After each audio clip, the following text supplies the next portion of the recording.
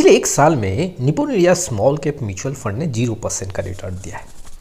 Investor का query है कि क्या अब डेटा यहाँ पे स्ट्रॉन्ग दिख रहा है, आगे क्या हो सकता है, ऐसे स्मॉल कैप म्यूचुअल फंड का आंकड़ा क्या कहता है। आज के वीडियो में हम जानेंगे कि आखिर निपुण India small cap mutual fund का ईयर टू ईयर रिटर्न कैसा है। क्या ईयर टू ईयर रिटर्न यहाँ पे बेंचमार्क और कैटेगरी एवरेज को पछाड़ रहा है या नहीं पछाड़ रहा है। देखो, शुरुआती दौर में मैं आपको बताना चाहता हूँ कि अगर म्यूचुअल फंड का रिटर्न या तो बेंचमार्क या फिर कैटेगरी एवरेज दोनों में से किसी भी एक को यहाँ पे पीछे छोड़ रहा है तो हम ये मानते हैं कि इस म्यूचुअल फंड का परफॉर्मेंस स्ट्रांग है। वन बाय वन डेटा मैं आपके सामने रखूंगा, लेकिन उसके पहले mutual fund related complete solution चाहिए तो आप हमारे साथ जुड़ सकते हो। जी हाँ, डिस्क्रिप्शन बॉक्स में आए, डिटेल चेक करें और व्हाट्सअप नंबर के थ्रू हमारे साथ जुड़ सकते हो। चलिए, सबसे पहले हम लमसम रिटर्न की बात करते हैं। यहाँ पे जैसे आपने थंबनेल देखा होगा तो मैंने 0% एक साल के रिटर्न का आंकड़ा वहाँ पे मेंशन किया है।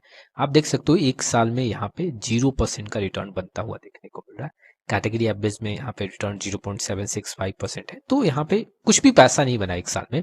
वैसे ही अगर आप नोटिस करोगे तो 2 साल में जो रिटर्न है वो 7.6% के आसपास है। 3 साल में जो है 21 से 22% है। अगर आप यहाँ पे 2 साल और यहाँ पे 1 साल का डेटा स्किप करो तो हर एक साल में ये म्यूचुअल फंड अपनी कैटेगरी एवरेज को पछाड़ा है। लेकिन अगर जैसे बेंचमार्क से हम कंपेयर करें तो कई बार हमें देखने को मिला कि बेंचमार्क से कम पैसा बना है या कहीं पे बेंचमार्क से काफ़ी ज़्यादा पैसा बना है। लेकिन आंकड़े कमज़ोर क्यों हुए? अगर देखोगे तो शॉर्ट ड्यूरेशन में आंकड़े काफ़ी कमज़ोर हुए, जिसके चलते ये रिटर्न एक साल का जो है वो 0% देखने को मिल रहा है। जैसे देखो, एक मंथ की बात करूं तो यहाँ पे 2.52% का नेगेटिव रिटर्न है। कैटेगरी एवरेज में 2.16% का नेगेटिव रिटर्न है। 3 मंथ की बात करूं तो यहाँ पे 3% के ऊपर का नुकसान है, जबकि यहाँ पे कैटेगरी एवरेज में 2% के आसपास का नुकसान है। 6 मंथ में देखोगे तो ये 6 से 7% का नुकसान है। कैटेगरी एवरेज में सिर्फ 5% का नुकसान है। तो ये जो शॉर्ट ड्यूरेशन में नुकसान बढ़ा है, इसके चलते यहाँ पे डेटा कमजोर देखने को मिला है। जी हाँ, 1 साल 2 साल में यहाँ पे म्यूचुअल फंड ये कैटेगरी एवरेज को पछाड़ नहीं पाए। लमसम रिटर्न आपने देखा, अब हम जानेंगे कि वाकई में ईयर टू ईयर रिटर्न कैसा है। और ईयर टू ईयर रिटर्न के बेसिस पे और रिस्क के बेसिस पे मैं अपना व्यू भी आपके सामने रखूंगा। 2014 से हम डेटा देखते हैं। निपुण इंडिया स्मॉल कैप फंड का डेटा है, BSE 250 स्मॉल कैप जो बेंचमार्क है, और कैटेगरी एवरेज जो equity small cap category average है, उसका डेटा आपको देखने को मिल रहा है। देखो, वन बाय वन मैं देखूंगा कि हर साल क्या जो निपुण India small cap mutual fund का रिटर्न है या तो कैटेगरी एवरेज को पछाड़ रहा है या फिर बेंचमार्क को पछाड़ रहा है या नहीं पछाड़ रहा। अगर इन दोनों में से किसी भी एक को यहाँ पे पछाड़ रहा है या उससे ज्यादा रिटर्न बना के दे रहा है, फंड्स का परफॉर्मेंस अच्छा है। जैसे 2014 की बात करूं तो 2014 में निपुण India small cap mutual fund ने करीबन 99% का रिटर्न दिया। ठीक वैसे ही अगर आप बेंचमार्क की बात करोगे तो वो 58% का रिटर्न देखने को मिला, और अगर कैटेगरी एवरेज की बात करोगे तो 88% का रिटर्न देखने को मिला। तो इस साल 2014 में बेंचमार्क और कैटेगरी एवरेज दोनों को पछाड़ा है। ठीक वैसे ही 2015 की बात करूं तो 2015 में निपुण इंडिया स्मॉल कैप फंड में 16% का रिटर्न देखने को मिला, और अगर मैं बेंचमार्क की बात करूं तो 3 से 4% और कैटेगरी एवरेज में 11 से 12% का रिटर्न देखने को मिला। तो यहां भी अगर आप देखोगे तो निपुण India small cap mutual fund ने बेंचमार्क और कैटेगरी एवरेज दोनों को पछाड़ा है। ठीक वैसे ही 2016 की बात करूं तो 6.75% का रिटर्न है इस फंड का। वहां पे बेंचमार्क में 3.26 और कैटेगरी एवरेज में ये आंकड़ा 6.23% का देखने को मिल रहा है। तो कुल मिला के अगर आप देखोगे तो यहाँ भी बेंचमार्क और कैटेगरी एवरेज दोनों को पछाड़ा है। तो यहाँ पे 2014, 15 और 16 में बेंचमार्क और कैटेगरी एवरेज से ज्यादा पैसा बना के दिया। ठीक 2017 की बात करूं तो 64 से 65% का रिटर्न है। यहाँ पे बेंचमार्क में 57 और कैटेगरी एवरेज में यहाँ पे 55% के ऊपर का रिटर्न बनता हुआ देखने को मिल रहा है। अब कुल मिला के यहाँ भी देखें तो आंकड़े मजबूत देखने को मिल रहे हैं। बेंचमार्क और कैटेगरी एवरेज से ज्यादा रिटर्न है। 2018 में स्मॉल कैप में गिरावट था, वैसे में अगर आप देखोगे तो निपुण इंडिया स्मॉल कैप में 15 से 16% का गिरावट हुआ। बेंचमार्क की बात करूं तो 23 से 24% का गिरावट। कैटेगरी एवरेज में ये गिरावट 18% देखने को मिला। तो जब गिरावट होता है तो उसमें हमें ये देखना पड़ता है कि क्या बेंचमार्क और कैटेगरी एवरेज से कम गिरा है। तो अगर आप देखोगे तो 2018 में स्मॉल कैप में गिरावट हुआ तो यहाँ पे बेंचमार्क और कैटेगरी एवरेज से कम गिरावट दर्ज किया गया। ठीक 2019 की बात करूं, 2019 में इस म्यूचुअल फंड का जो रिटर्न था वो नेगेटिव 2% के आसपास था। यहाँ पे देखोगे तो बेंचमार्क में करीबन 8 से 9। और अगर मैं कैटेगरी एवरेज की बात करूं तो यहाँ पे ना कोई लॉस और ना कोई प्रॉफिट देखने को मिला। कुल मिला के यहाँ पे कैटेगरी एवरेज को तो नहीं पछाड़ पाया, लेकिन बेंचमार्क से यहाँ पे कम गिरा है। 2019 में भी स्मॉल कैप में दबाव देखने को मिला। 2020 की बात करूं, 2020 में इस फंड ने 30% के ऊपर का रिटर्न बना के दिया। यहाँ पे बेंचमार्क में 27 से 28 और कैटेगरी एवरेज में 32% का रिटर्न देखने को मिला। तो 2020 में इस म्यूचुअल फंड ने बेंचमार्क को तो पछाड़ा है, लेकिन कैटेगरी एवरेज से कम पैसा बना के दिया। 2021 की बात करूं तो यहाँ पे 75 से 76% का रिटर्न है निप्पॉन इंडिया स्मॉल कैप में। बेंचमार्क की बात करूं तो 59% के ऊपर, कैटेगरी एवरेज में जो ये रिटर्न है वो 64 है। तो यहाँ भी अगर आप नोटिस करोगे तो बेंचमार्क और कैटेगरी एवरेज दोनों को पछाड़ा है। ठीक वैसे ही अगर मैं निप्पॉन इंडिया स्मॉल कैप का रिटर्न 2022 में देखूं 7 से 8%, यहाँ पे बेंचमार्क की बात करूं तो -1% और कैटेगरी एवरेज में 1% के ऊपर पॉजिटिव देखने को मिला। तो यहाँ भी बेंचमार्क और कैटेगरी एवरेज को पछाड़ा है।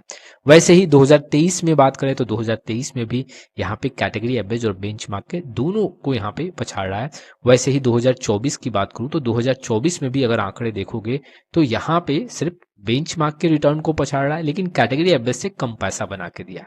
और 2025 में बात करूं तो देखोगे तो निप्पॉन इंडिया स्मॉल कैप में करीबन 4% का नुकसान है, यहाँ पे बेंचमार्क में 5% का नुकसान है और कैटेगरी एवरेज में भी 4% का नुकसान है। तो यहाँ भी अगर आप देखोगे तो बेंचमार्क और कैटेगरी एवरेज दोनों को पछाड़ा। तो अगर पूरा आप नोटिस करोगे 2014 से लेके 2025 तक का आंकड़ा देखोगे तो इसमें कभी भी ऐसा नहीं देखने को मिला। Nippon India small cap mutual fund का अगर हम डेटा देखें, या तो वो बेंचमार्क और कैटेगरी एवरेज दोनों से कम हो, हमेशा देखने को मिला या तो बेंचमार्क कैटेगरी एवरेज से ज्यादा पैसा बना रहा है, या तो बेंचमार्क को पछाड़ रहा है, या फिर कैटेगरी एवरेज को पछाड़ रहा है। यहाँ पे कुल मिला के देखा जाए तो कभी भी ऐसा नहीं हुआ है कि बेंचमार्क और कैटेगरी एवरेज से कम पैसा बना, या किसी साल ये तो देखने को मिला है कि बेंचमार्क पिछड़ता हुआ नजर आया, कैटेगरी एवरेज ज्यादा पैसा बना के दिया है। लेकिन कुल मिला के 2014 से लेके 2025 तक इस म्यूचुअल फंड का जो रिटर्न है वो अच्छा देखने को मिला, स्ट्रांग देखने को मिला। हम रिस्क के फैक्टर को समझते हैं। देखो, रिस्क के अकॉर्डिंग हम देखेंगे कि आखिर इस म्यूचुअल फंड का रैंकिंग कैसा है। देखो, मीन रिटर्न की बात करूं तो यहाँ पे इस म्यूचुअल फंड का रैंकिंग जो है 7th है आउट ऑफ 31। वहीं पे स्टैंडर्ड डेविएशन के अकॉर्डिंग देखें तो इस म्यूचुअल फंड का जो रैंकिंग है वो 11th आउट ऑफ 31। वहीं पे SHARP परसेंटेज के अकॉर्डिंग बात करें तो 6 रैंक है आउट ऑफ 31। यहाँ पे आप देख सकते हो, जैसे बीटा की बात करें, अल्फा की बात करें, इस म्यूचुअल फंड का रैंक है आउट ऑफ फंड, ये आप आंकड़ा देख सकते हो। तो अगर आप रैंक विद कैटेगरी की बात करोगे, यहाँ पे जो आंकड़ा है आप देख सकते हो, यहाँ पे देखने को मिल रहा है कि ये फंड ऑन द एवरेज अच्छा देखने को मिल रहा है। फंड काफी एग्रेसिव नहीं है, काफी ज्यादा आपको स्मॉल कैप में बेहतर पैसा बना के नहीं देता है। जैसे कई ऐसे इन्वेस्टर हैं पूछते हैं कि क्या सारे स्मॉल कैप के रिटर्न से अच्छा पैसा बन सकता है यहाँ पे, तो इसका जवाब नहीं होगा। देखो, हर एक स्मॉल कैप को ये म्यूचुअल फंड नहीं पछाड़ सकता, लेकिन डाउन साइड प्रोटेक्शन यहाँ पे अच्छा है। दूसरा क्या है, रिटर्न भी आपको कैटेगरी एवरेज या बेंचमार्क से ज्यादा ही मिलेगा, लेकिन रिस्क जो है जैसा स्मॉल कैप में आपको देखने को मिलता है उससे काफी कम रिस्क यहाँ पे आपको देखने को मिलेगा। रिटर्न और रिस्क दोनों को आपने समझा।